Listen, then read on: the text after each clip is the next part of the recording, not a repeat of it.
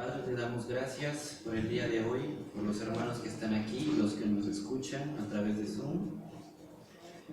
Padre, gracias porque nos acompañas a donde quiera que andemos, Señor. Estás con nosotros presentes en el camino diario, Señor, incluso en la tristeza, en el dolor, en la alegría, Padre. Ahí estás, aunque a veces no estemos muy conscientes de eso, Señor. Pero gracias, Padre, gracias hoy que podemos agradecerte, Señor. En el nombre de Cristo Jesús, amén. Bien, el día de hoy me gustaría compartir un tema que a lo mejor no se tomará mucho el tiempo en las enseñanzas, pero yo creo que es igual de importante, porque al hablar del amor también tenemos que hablar de la otra parte, del sufrimiento y del dolor. Y pues, ¿quién de nosotros no ha pasado por una situación difícil, a veces espantosas, dependiendo? La vida es así, pero tenemos que entender, y para esto es la enseñanza del día de hoy, que todas las cosas, aunque no lo parezcan, no son para bien. Y bueno, lo dije hace un rato, y ¿quién de nosotros no ha pasado por una situación fea y un dolor fuerte, sufrimiento, etcétera? Es algo normal, pero tenemos que ubicar que hay unas formas, unos estilos de dividir el sufrimiento. O sea, no es lo mismo pincharte el dedo que perder un hijo. O sea, hay diferencias. Y antes de empezar, quisiera abordar un pasaje del Evangelio de Juan. Me parece que es el capítulo 6, no necesitan buscarlo. El capítulo 6, verso 39, y lo tenemos acá. Dice: y esta es la voluntad del Padre, el que me envió, son palabras de Jesús, que todo lo que me diere no pierda yo nada, sino que lo resucite en el día postrero. Más o menos todas las versiones bíblicas dicen algo casi exacto, no difiere mucho las palabras, pero quiero que de ahora en adelante, a partir de hoy, podamos, cada vez que veamos este versículo, verlo de una manera totalmente diferente, porque esto esconde muchísimo más de lo que parece. Especialmente acá, en las palabras de lo resucite en el día postrero. Normalmente uno pensaría que se refiere a algún día en el futuro, cuando ya no haya planeta, ya no haya existencia, y el arrebato, y que no sé qué, y que para ese momento entonces nos levantará y nos sacará del dolor, pero no es así. Entonces, quedamos que íbamos a establecer los distintos niveles de sufrimiento en la vida humana. Tenemos el dolor físico, el dolor mental y el dolor espiritual, muy diferentes unos de otros, pero así como son diferentes unos de otros, también la forma de remediarlo y la forma de salir de ahí dista mucho. Por ejemplo, en una mudanza o en un día pesado de trabajo, de ejercicio, cuando de veras cargas en serio, al día siguiente sueles amanecer totalmente inservible. Entonces, estando en ese estado, te bastará como 1 o 2 días, duermes bien, comes bien, recuperado y ya está.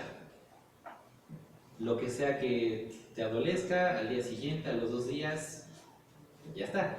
Un dolor mental, algo de lo que uno ya esté cansado, no sé, piensen en un maestro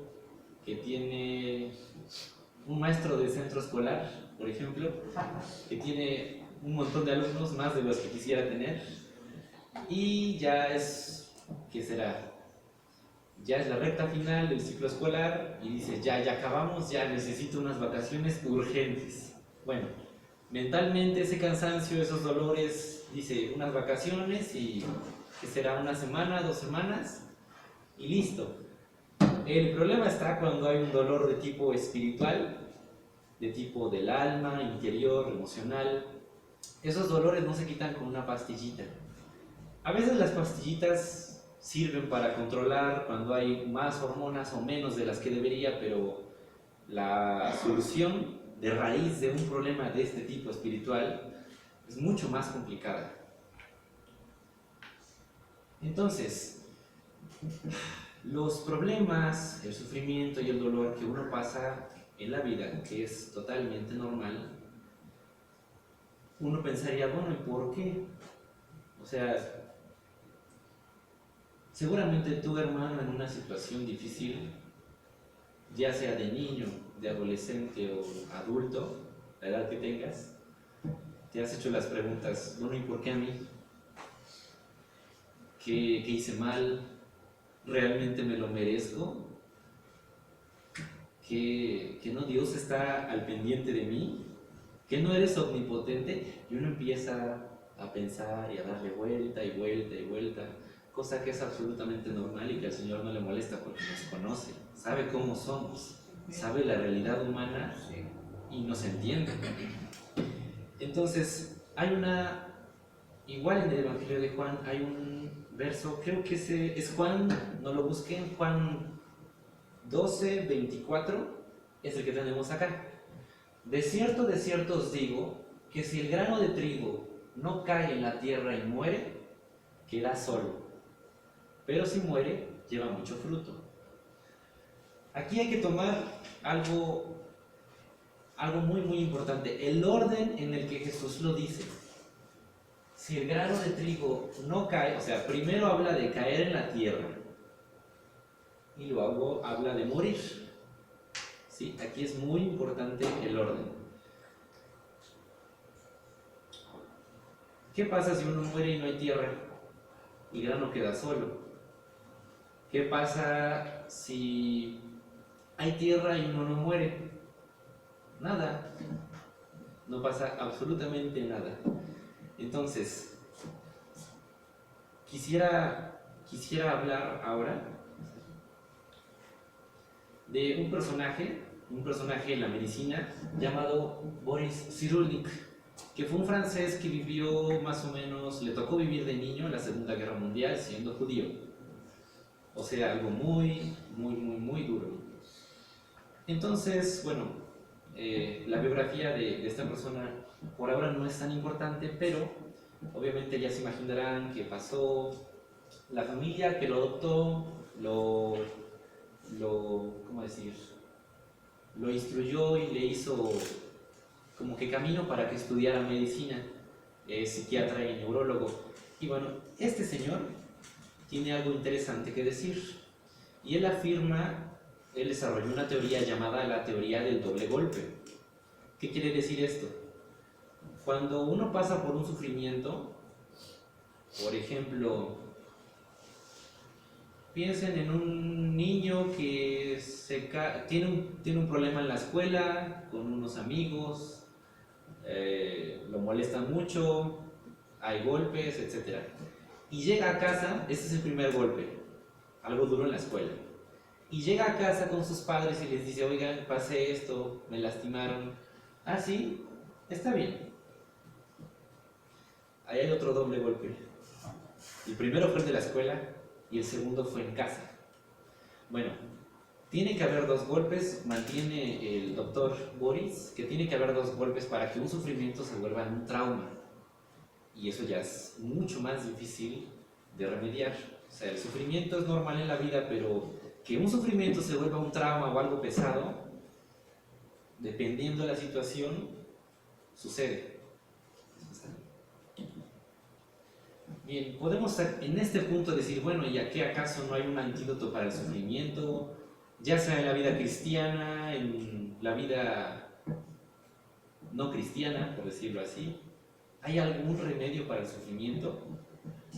Tentativamente ahorita vamos a afirmar la realidad, que el único antídoto para el sufrimiento es el amor. Suena muy cursi, pero es la verdad, es el amor.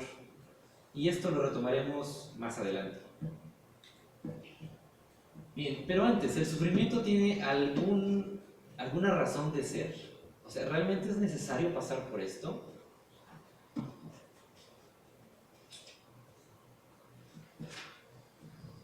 Todas esas preguntas que nos hacemos son, lo repito, perfectamente válidas. ¿Por qué me pasa esto? Señor, ¿dónde estabas? ¿Qué acaso no me estás viendo? ¿Cuántas veces le decían a Jesús lo mismo?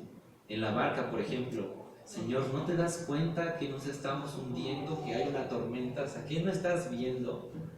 Ahí estaba el Señor. ¿Qué no le han dicho todos sus hijos a lo largo de la humanidad acerca del dolor que sufren? Y la pregunta más dura a veces que nos hacemos, ¿acaso no me ama Dios? ¿Acaso no me ama, Señor? Y bueno, incluso nuestras quejas, nuestros reclamos, nuestras ofensas, insultos, lo que sea que le digamos al Señor, Él lo entiende y no solo lo entiende, nos responde. Esto es importante, nos responde. Para muestra, la famosa parábola del hijo pródigo. Es muy útil, no siempre, pero es muy útil pensar en el ¿y si hubiera? ¿Y si hubiera? ¿Y si hubiera pasado otra cosa? Pensemos en la parábola del hijo pródigo como de múltiples posibilidades. Ya saben todos la parábola, pero vamos a retomarla rápidamente. Saben que hay dos hijos que tienen un padre, uno de ellos dice, papá, ya me harté, me quiero largar de acá. Perdón por el lenguaje, perdón, pero a veces es necesario hablar las cosas mucho más directamente para que entren. Ya me quiero ir, ya estoy cansado, dame lo que mi parte. Y que el papá le diga, no te doy nada y te largas con lo que tienes puesto. Nada más. Por ejemplo, ahí estamos hablando de un papá que se enoja y cuyo amor es condicionado. Entonces, lógicamente, esa respuesta no podía dar el padre amoroso. Ok, te doy la parte que te corresponde y adiós, ¿no? Entonces, ya saben lo que pasa, viene la hambruna, gasta toda la fortuna, regresa y el papá le dice, sí, suponiendo, no es así la escritura, pero suponemos, así te quería encontrar. ¿Ya ves? ¿Para qué no me haces caso? Yo te dije que te iba a pasar eso. No, ese reproche no es propio del amor de Dios, tampoco.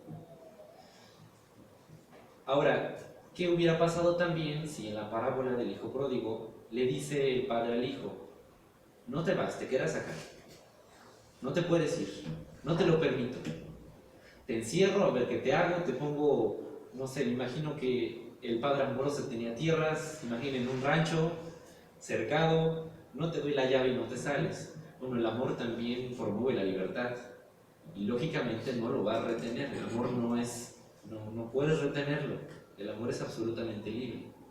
Entonces, ni lo iba a retener, ni le iba a negar su parte, ni le iba a negar la entrada, nada de esto. Al contrario, sabemos cómo acabó la parábola. Regresa el hijo, el padre le dice, bienvenido seas, estoy muy contento, etcétera, etcétera. En cada una de estas partes vemos el amor de Dios, tanto no negarle la salida, el volverlo a aceptar, el cobijarlo. Toda esa parábola nos enseña eso. Pero entonces tenemos la pregunta, ¿tiene algún sentido el sufrimiento? Sí, tiene mucho sentido. Feo, pero lo tiene. El primero de esos sentidos es que nos eleva y nos ayuda a ser mejores. Normalmente a lo largo de la historia de uno mismo, a veces necesitamos un buen golpe de la vida, porque eso luego tiende a enderezar la vida. ¿Quién no conoce a una persona que tras un golpe y endereza su vida, vaya, hasta agradece después, qué bueno que me pasó aquello que estuvo horrible? Si no hubiera entendido X cosa. ¿Quién no conoce a alguien así? O uno mismo a veces. Aclaro un pequeño paréntesis. El golpe lo da la vida, pero usualmente uno como papá puede equivocarse y, por ejemplo, piensen en un papá con una hija y el papá dice, yo la amo mucho, y para corregirla, pues la quiero y por eso la corrijo.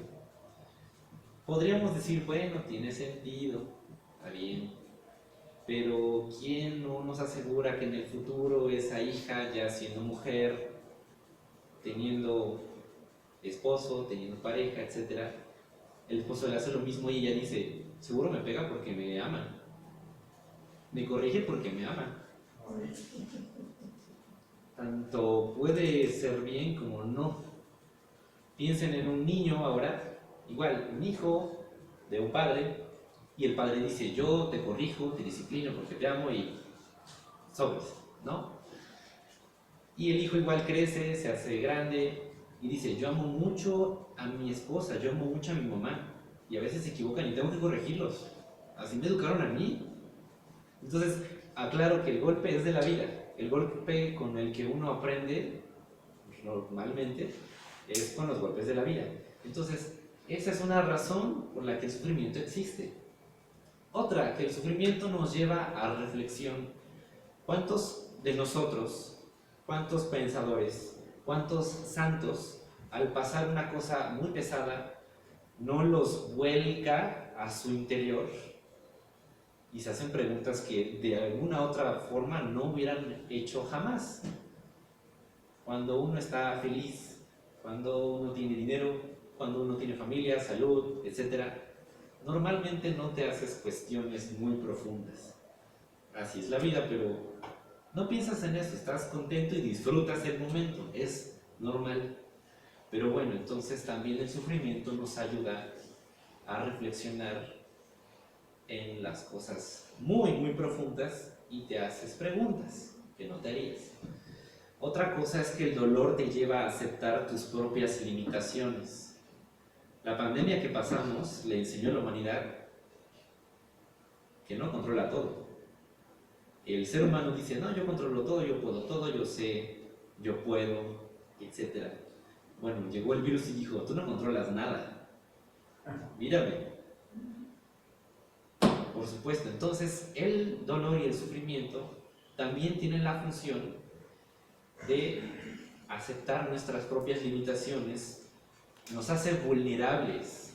A veces bajamos la cabeza y reconocemos que necesitamos ayuda, ya sea del hermano, ya sea de la familia, ya sea de Dios, necesitas ayuda y reconoces. Entonces, al reconocer te das cuenta que no puedes solo y eso es una consecuencia del sufrimiento. Otra cosa es que también el dolor transforma el corazón. Cuando te topas con una persona que pasó una situación similar, creas empatía, lo entiendes, le tiendes la mano, le dices, ¿sabes qué? Yo pasé lo mismo, sé lo que sientes, ¿cómo te puedo ayudar? También esto nos sirve, el sufrimiento, para acercarnos a nuestro prójimo y a nosotros mismos. Y finalmente el dolor también nos ayuda puede ser una entrada a la felicidad. ¿Por qué?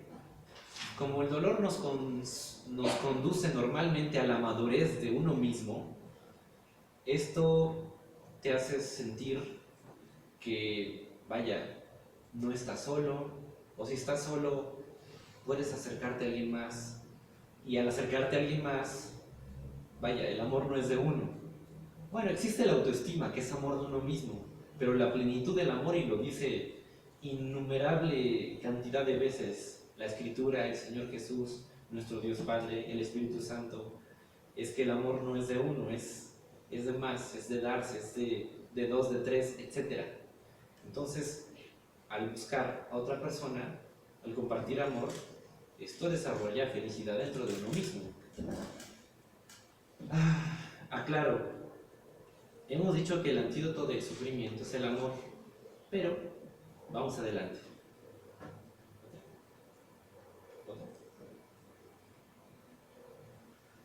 Retomamos el mismo verso con el que empezamos la enseñanza y lo voy a leer nuevamente.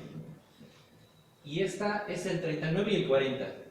Y esta es la voluntad del Padre que me envió, dice Jesús, que de todo lo que me diere no pierda yo nada, sino que lo resucite en el día postrero.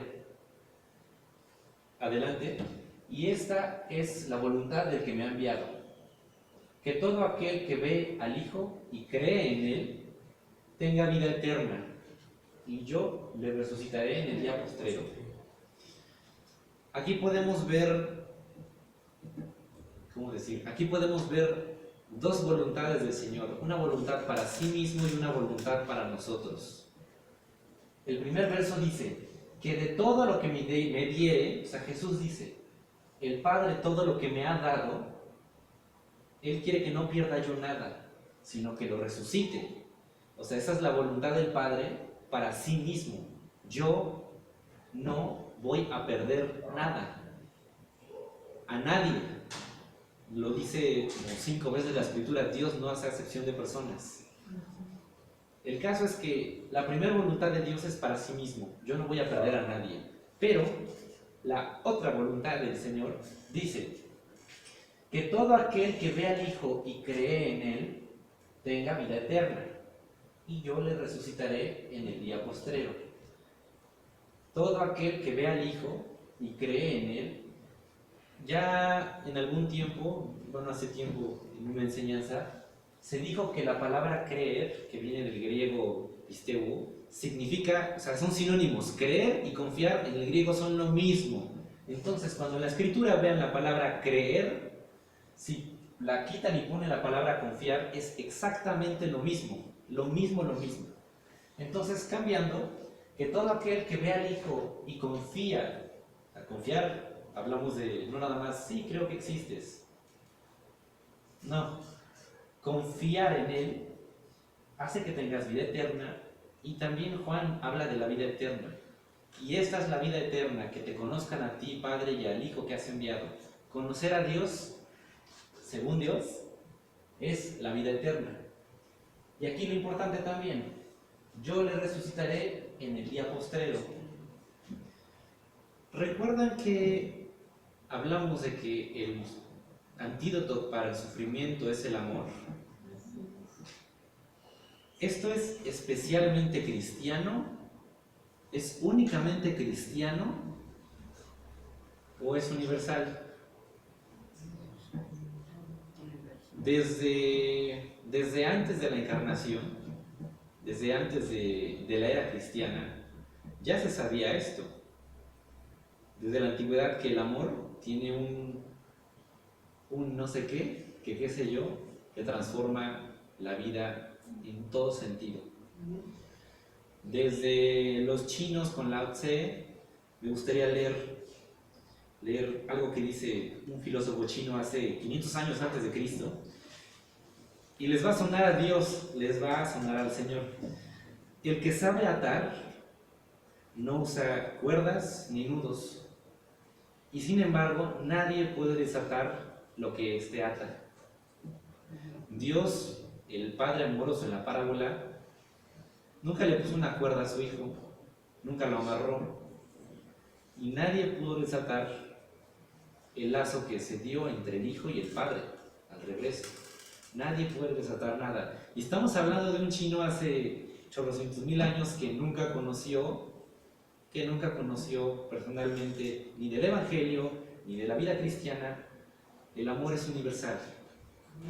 Universal. Igual,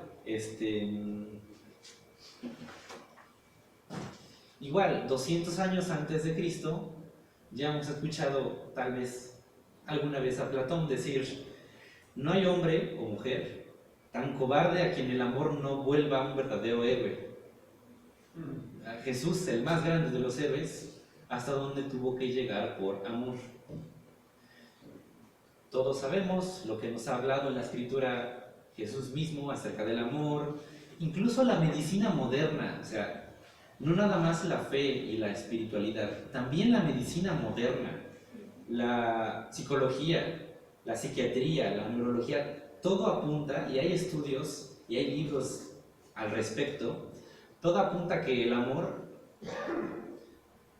dentro del cuerpo, dentro del cerebro, o sea, cambia totalmente la química, sana, o sea, un cuerpo enfermo lo sana, los telómeros de los cromosomas los alarga, es decir, prolonga la vida, y dicen, bueno, sabemos que el amor hace esas cosas. Lo saben hasta los científicos ateos, hasta los que no creen que el amor es transformador, transfigura. Ahora sí, vamos a concluir y al corazón de la enseñanza. Quedamos que la voluntad de Dios la dividimos en dos partes: la voluntad para sí mismo y la voluntad para nosotros. Para sí mismo, Él nos promete, y miren quién nos promete. O sea, Jesús dice: yo soy el camino, la verdad y la vida. La verdad misma nos está prometiendo algo. Y como diría San Agustín, ¿quién tendría miedo de que le quedara mal? O sea, es la verdad hecha carne, la que está prometiéndote. ¿Cómo puedes pensar que podría ser defraudado? Entonces, Él promete no perdernos, estar siempre con nosotros. Y también el acercarte al Hijo y el creer en Él, y el Hijo y el Padre son uno. Entonces, creer y confiar plenamente en la providencia, en el amor y en el sustento de Dios, da vida eterna y te resucita en el día postrero. Pero aquí viene lo interesante. A regresarlo. Esto que está acá, proyectado, es exactamente lo mismo que lo que está aquí en azul. Es lo mismo, pero en la escritura original en griego. Es lo mismo, lo mismo, lo mismo. No le pongan mucha atención, lo único importante es esta sección de acá. Y es lo mismo. La voluntad de mi Padre es que quien sea que vea al Hijo y confíe en Él, le resucite en el día postrero. Pero el día postrero, justo esa palabra, el día postrero, aquí, es jate, gemera, el postrer día, ¿sale? Tiene un significado mucho más especial del que usaron los traductores, no sé por qué, pero incluso si uno compara versiones bíblicas y que la versión de la Reina Valera y la versión internacional, cualquier versión bíblica te va a manejar el día postrero o el día último o el día final, pero la realidad es que les recuerdo que como el Nuevo Testamento fue escrito en griego, el griego es es una lengua polisémica. Como si ahorita dijéramos la palabra banco. Banco significa lugar donde metes tu dinero. Banco significa lugar donde te sientas. Banco significa conjunto de peces. Y hay demasiadas palabras que tienen múltiples significados que a veces no tienen mucho que ver unos entre otros, y el griego no es la excepción. Entonces, esta palabra, el día postrero, en un buen diccionario de griego, encontramos que tiene como 20 y tantos significados. Y vamos a mencionar algunos. Los primeros que salen son los que se utilizaron en la escritura, en las traducciones. Si no se ve, lo leo, no hay problema. Escatos significa el último, el extremo, el remoto, el apartado, el final, el del borde. Todos esos suenan como lo mismo, el día último. Pero aquí va subiendo la temperatura, por decirlo así. El primero, el día más alto, el último, el más bajo, el peor, el más grande, el mezquino, el más duro, el más doloroso. Cada vez que vean en la escritura el día postrero, quiten la palabra postrero, porque me suena a futuro, y pongan el día más doloroso. Y no lo digo yo, lo dicen los buenos diccionarios y los buenos lingüistas.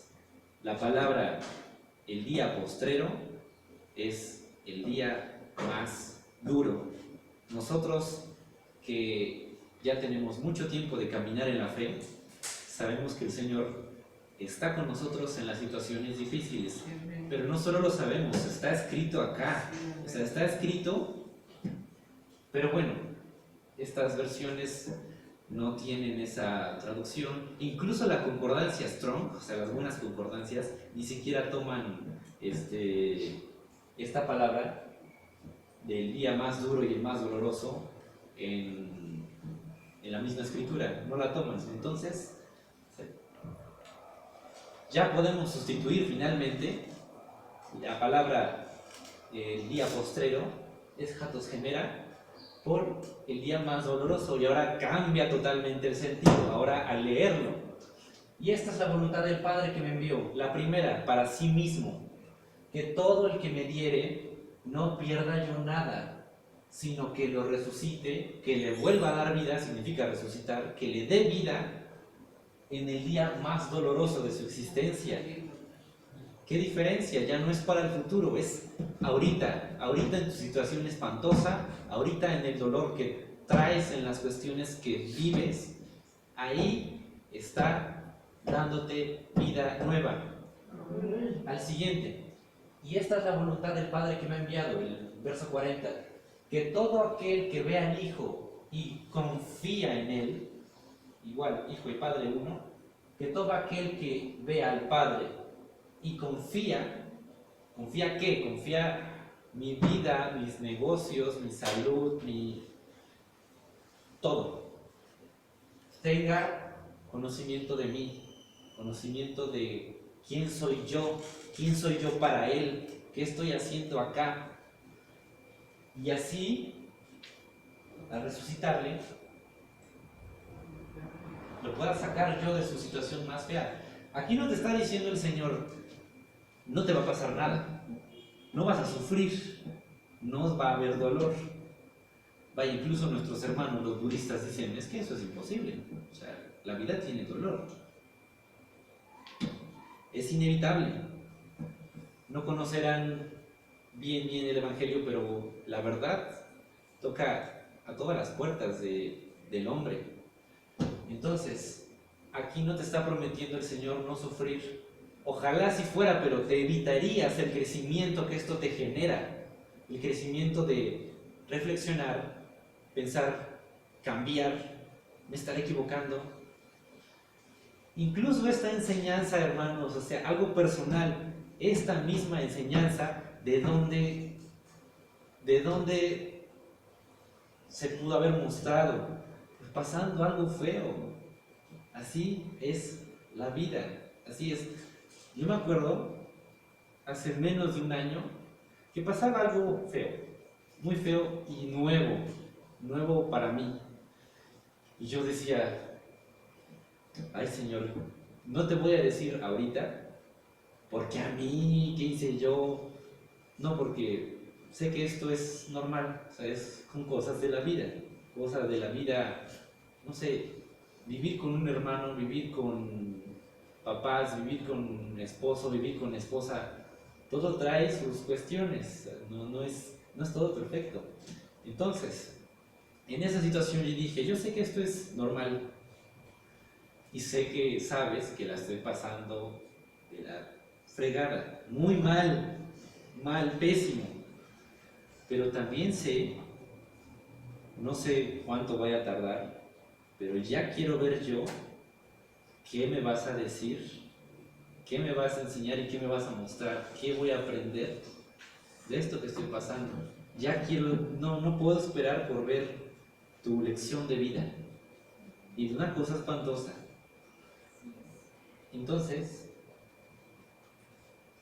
para concluir, Dios mismo, como lo dice la primera carta de Juan, Dios es amor.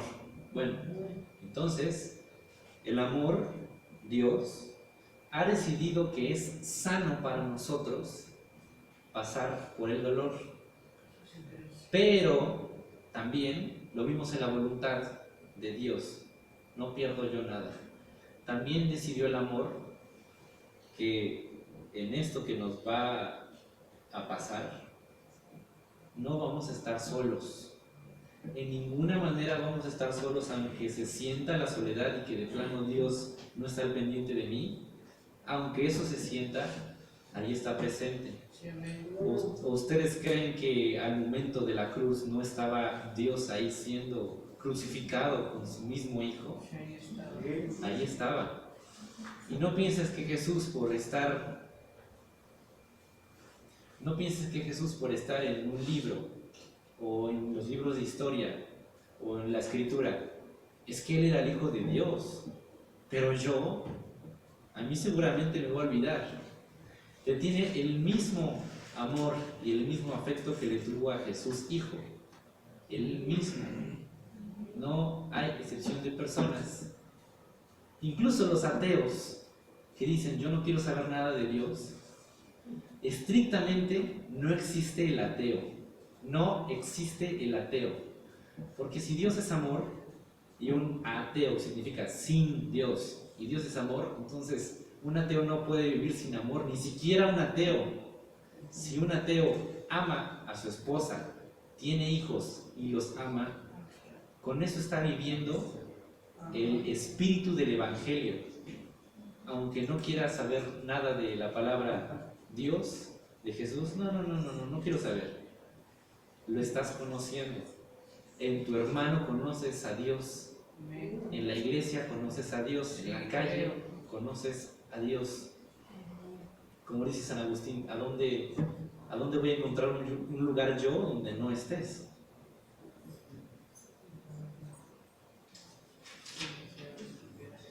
Entonces,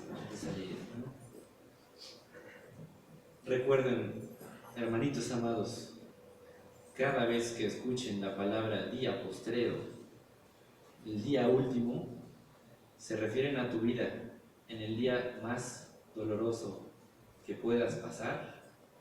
Yo ahí voy a estar, dice el Padre, ahí voy a estar dándote vida.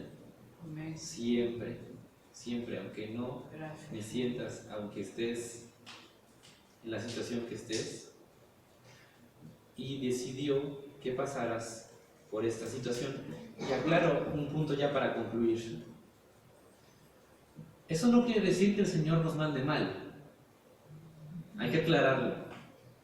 Porque suena muy padre este lado, ¿no? El Señor nos permite sufrir. Pero una cosa es permitirnos sufrir para aprender, y otra cosa es que te pongan el pie. Y eso no pasa. Ningún papá en su sano, bueno, espero que no, pero ningún papá en su sano juicio, ok, mi hijo tiene 1 año y está empezando a caminar. Bueno, para enseñarle a caer, le voy a dar un empujón. Cuando baje las escaleras, para enseñarle a caer, que tiene que meter las manos y no la cara, le voy a dar un empujón. Así no funciona el Señor. Así no funciona Dios. Si uno pasa una situación difícil, por favor, no pienses que esta enfermedad me la mandó Dios. Hay gente, mucha gente en el mundo que piensa, esta enfermedad me pasó por esto. Esta enfermedad a ustedes les pasó por eso. Este cáncer, esta infección, este virus, no, porque entonces Dios entraría en contradicción, y Dios no puede entrar en contradicción. O sea, o te ama o no te ama. Y si Él dice, yo te amo y di mi vida por ti, o sea, ve lo que hice por ti, no te voy a poner el pie, no te voy a poner una enfermedad, no te voy a quitar el dinero, o sea, no te voy a destruir tu casa. Pero si tu hermano, piensa en un papá que tiene 2 hijos, si tu hermano te pega, no es porque yo le permití que te pegaran, o sea, no es que yo le dije, ve con tu hermano y pégale. No, el hermano quiso pegarle a su hermanito, pero el papá, y suena feo, pero el papá, si le agarra la mano al hermano que va a pegarle al otro, de alguna manera está atentando en contra de su libertad. De alguna manera. Por eso es que existe la maldad. Por eso es que el corazón del hombre, y la mujer, porque son lo mismo, por eso puede sacar un fruto a veces agrio. No porque el Señor no esté en ese hermano o no esté en esa persona, para nada. Pero si, por ejemplo, no sé, piensa en una guerra. La guerra esta en la que estamos actualmente pasando, no nosotros, pero nuestros hermanos europeos, ¿sí? Esta guerra que hay entre Ucrania y Rusia, por ejemplo, bien podríamos decir, Señor, hay gente inocente en Ucrania, ¿puedes intervenir? Y te va a decir el Señor, ¿y cómo? Sugiéreme qué puedo hacer. ¿Cómo quieres que intervenga? Bueno, pues, mátalos. No puedo matarlos, sabes que también son mis hijos. Bueno, entonces por lo menos impídeles que le hagan daño a Ucrania. No puedo porque es que ellos son libres, yo les di libre albedrío, les di libertad para que escogieran entre amar a su hermano o matarlo. Y suena feo, horrible, espantoso, pero la maldad es una consecuencia del infinito amor que Dios nos tiene. No es causa, porque Dios, vaya, en Él no hay tiniebla, pero por esa libertad que nos dio, es que nosotros podemos lastimar y hacer daño. Pero al recibir un daño, esa tierra de la que habla el apóstol Juan, esa buena tierra para que el grano muera, ¿quién crees que es la buena tierra? Es el Señor, es Jesús, es tu hermano, es tu hermano, es tu madre, es tu padre, es tu familia, es tu amigo, es... La tierra no necesariamente siempre va a ser Dios. Claro que es Dios, pero Dios está en nosotros. Y nosotros podemos ser tierra para alguien. Piensa en el caso que te puse al principio de una niña que... No, de un niño que sufre en la escuela, llega a su casa, le cuenta a su papá, oye papá, me pasó esto. Si el papá dice, te escucho, dime qué pasó, y el papá tal vez no irá y golpeará al niño que le hizo eso, claro que no, pero por lo menos estará con él, le dará consuelo y le hará saber que estoy contigo, aunque pasaste eso, estoy contigo, y eso hará que ese sufrimiento no se vuelva un trauma. Y eso que aprendemos del Señor también lo debemos llevar a cabo con todos, con nuestro hijo, con nuestro papá, con nuestra esposa, etc. Así nosotros podemos ser una tierra buena, tierra para que esa semilla que está a nuestro lado, si muere, si sufre, pueda llevar fruto y que no quede sola. ¿Estamos, hermanos? Amén. El día postrero no existe, se llama el día más doloroso y se vive ahorita, pero no se vive solo. Padre, te damos gracias por esta palabra, Señor, y por esta convivencia que tenemos, Señor, porque nos hace bastante bien, Padre, reunirnos, tanto a escuchar tu palabra como a escucharnos entre nosotros, Padre. Nos hace mucho, mucho, mucho bien. Gracias, Padre. No te pediremos que estés con nosotros, Señor, y que nos acompañes en el dolor, porque tú mismo ya estás ahí, Señor. Muchas gracias en el nombre de Cristo Jesús. Amén.